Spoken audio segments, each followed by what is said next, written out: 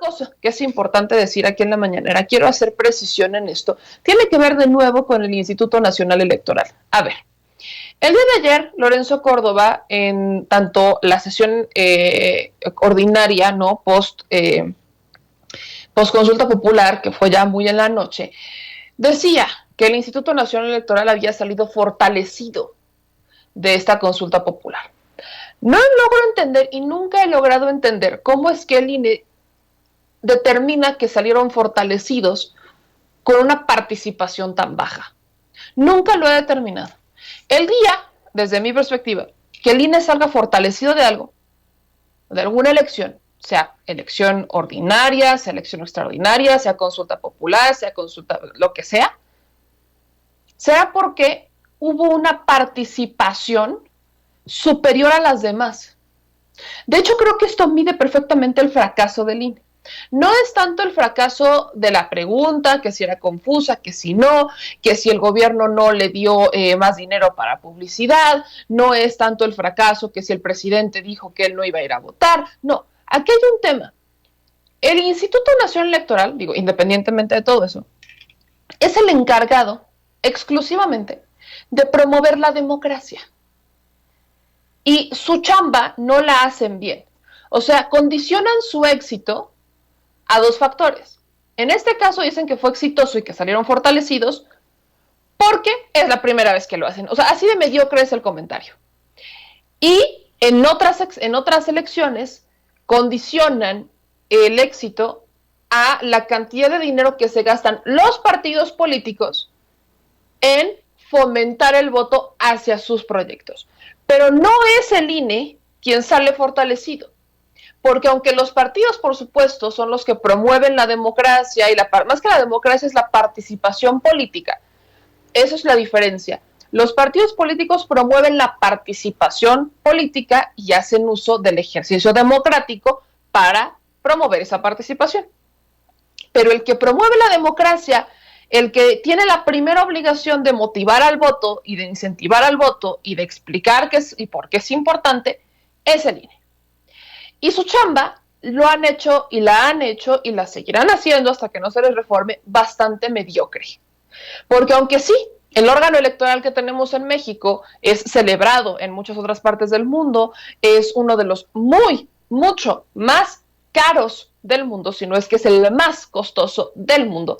Es un aparato electoral que no ha garantizado que toda la población se sienta motivada a salir a participar. Y ese es el principal problema del INE. Así que yo no estoy de acuerdo con esta aseveración de Lorenzo Córdoba al decir que el Instituto Nacional Electoral salió mucho más fortalecido de la consulta. Ahora, no me queda duda que es como el discurso que hace todo gobierno, que dice aquí todos son flores bellas y estamos en un mundo color de rosa, ¿no? Es exactamente el mismo discurso triunfalista, pero no tienen nada que celebrar en este caso Lorenzo Córdoba ni el instituto, porque aunque sí podremos tener muy buenos mecanismos de control, lo que quieras, gustes y mandes, mientras ellos se sigan haciendo guajes con la observación de delitos electorales, mientras ellos no estén observando particularmente cómo es que han estado funcionando las elecciones, cómo es que se embarazan las urnas, mientras ellos sigan minimizando los delitos electorales que ocurren dentro de las urnas, mientras ellos no tengan esta capacidad y esta voluntad de ir y comprometerse con la democracia y que sus capacitadores electorales sepan de pie a pa y que tengan la paciencia de explicar y de atender a la gente por qué es su chamba, no vamos a avanzar. Y digo esto por entre muchas otras cosas que el INE tiene que observar y que tiene que mejorar. Pero con todo y todo, el INE sale triunfalista, según Lorenzo Córdoba. Como bien nos lo imaginamos, todos nosotros tenemos otros datos. Todos nosotros tenemos otros datos. Y en ese sentido va el que el presidente Andrés Manuel López Obrador el día de hoy diga que el INE no ha estado a la altura. Ahora sí que desmiente al Instituto Nacional Electoral diciendo que ellos no están a la altura y que en realidad representan al viejo régimen. Y estoy totalmente de acuerdo con esto. ¿Por qué? Porque no lo hemos cambiado.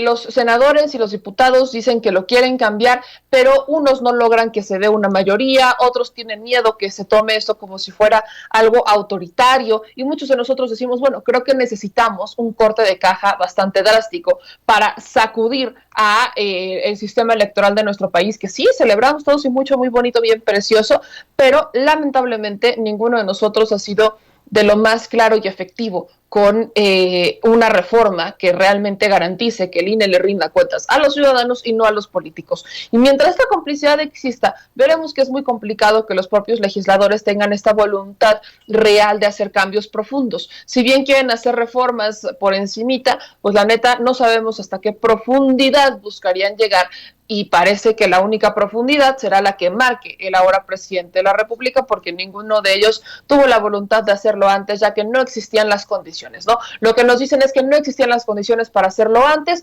habría otras prioridades, otras reformas que se realizaron, hasta el momento 18 reformas constitucionales que se buscaron hacer y que se aprobaron y que fue complicado consolidar sus mayorías, pero bueno, ahora creo que es el momento, porque vamos rumbo a un cambio de timón en este país. Así que vamos a escuchar lo que dijo el presidente de la mañanera sobre este INE que no ha estado a la altura y que representa al antiguo régimen. La autoridad electoral, con todo respeto, pues no ha estado a la altura de las circunstancias, porque estamos en un momento estelar en la historia de México. Es un proceso de transformación. Entonces ellos, en vez de ponerse a la vanguardia de este proceso de transformación, se quedaron en la retaguardia, representando al antiguo régimen, manteniendo, conservando las mismas prácticas, los mismos vicios, cuando debieron ellos agarrar la bandera de la transformación, del cambio verdadero, de la democracia. Lo acabamos de ver en la consulta, que fue muy importante, histórica, pero parece que les incomodaba la consulta, que no les gustó, y en vez de promoverla y de invitar a la gente a que participara, hicieron todo lo opuesto, simularon de que iban a recoger la opinión de la gente, a poner un determinado número de casillas, guardaron silencio, en complicidad con los medios de información, desde luego, como siempre lo digo, con honrosas excepciones, negando la posibilidad de que se establezca de una vez y para siempre un sistema democrático fuerte, en donde no solo se aplique la democracia representativa, sino la democracia participativa, el que los ciudadanos sean los que decidan, donde no sean las cúpulas de poder, en donde nadie se sienta absoluto en ningún nivel de la escala, y que sea el pueblo el soberano, que sea el pueblo el que mande, no la idea nefasta, retrógrada, de que el pueblo no existe y de que nada más son los potentados los que deciden con sus achichincles, sus voceros, sus intelectuales orgánicos, la llamada sociedad política, el círculo rojo. El pueblo no sabe de política, son ellos nada más.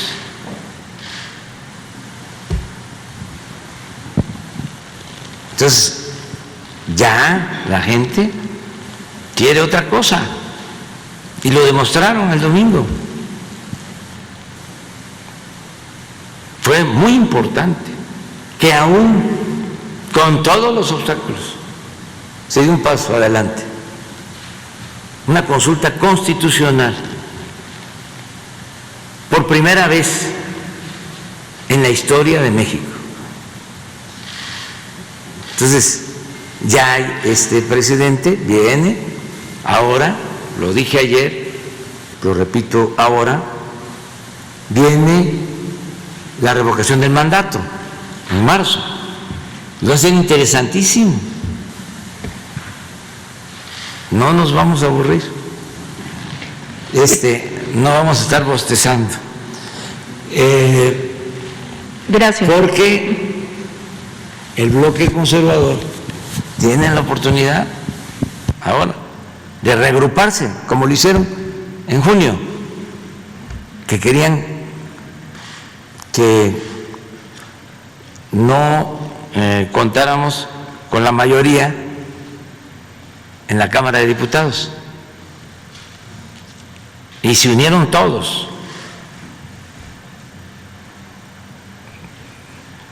Políticos corruptos, la mayoría de los medios de información, los sectores más retrógradas. Salió el pensamiento rancio, conservador, que siempre se mantiene en el país desde la época de los conservadores del siglo XIX. Salieron todos y se agruparon porque les molesta mucho que se ayude al pueblo, les molesta mucho que el presupuesto se destine, y se dan golpes de pecho y confiesan y comulgan, olvidan los mandamientos, porque su doctrina verdadera es la hipocresía. Imagínense, ¿qué esperaban? Fíjense el grado de prepotencia, de arrogancia. Hace como un año menos, los conservadores. Aquí quiero hacer esta pausa porque efectivamente todavía estamos viviendo las secuelas de ese viejo régimen. Si uno se pone a ver los comentarios, por ejemplo, comentarios en redes sociales, comentarios que hay en publicaciones y demás, nos vamos a dar cuenta que hay mucha gente que no ha despertado. Hay mucha gente que sigue diciendo que lo que ocurrió con la consulta fue una consulta pitera, ¿no? Y yo vuelvo a la pregunta que hacíamos y que seguiremos haciendo.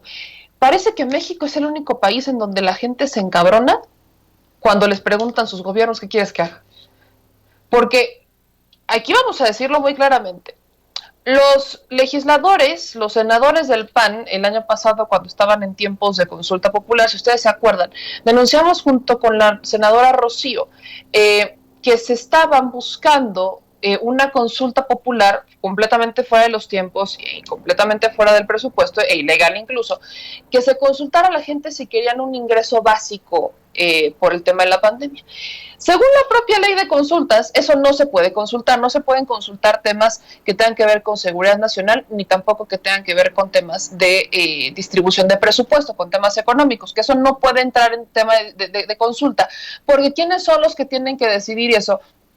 Se tiene que decir conforme a los recursos que se tiene en la administración y conforme a las leyes, y ahí están los diputados y los legisladores, justamente porque los diputados son los que vigilan y resguardan el presupuesto y además son quienes lo aprueban. Entonces son ellos quienes tendrían que tomar esa decisión y si es viable o no es viable podrían hacer las modificaciones y poder llegar a un acuerdo con la propia Secretaría de Hacienda. Pero decidieron que querían hacer una consulta popular. La hicieron completamente fuera de los términos y sabemos que la hicieron y que buscaron acacarearlo porque era un tema político, no precisamente porque fuera un tema de que tuvieran esta voluntad. ¿Por qué lo menciono? Cuando hemos visto sus administraciones, cuéntenme cuántas veces sus administraciones han dicho que ante una tragedia hay que darle a la gente el dinero en efectivo. E incluso, ahí viene la incongruencia, esta administración ha estado dando becas, ya ha estado dando apoyos para personas adultas de la tercera edad y también ha estado dando apoyos para los jóvenes para que estudien. Se lo está dando de forma directa, también a los campesinos les está dando los apoyos de forma directa, y entonces los opositores dicen que esto son dádivas y que es un gobierno que quiere comprar a los electores. Pero ellos quieren implementar un sistema exactamente igual para apoyar con un ingreso básico mensual para las personas que se quedaron sin trabajo por la pandemia. ¿Eso resuelve el problema? ¿Les suena congruente que se quejen de que un gobierno está entregando dinero, pero al mismo tiempo ellos quieren entregar dinero? Aquí el problema, si somos bien claritos, no es si se entrega el dinero de forma directa o no, es quien lo entrega. Así de claro.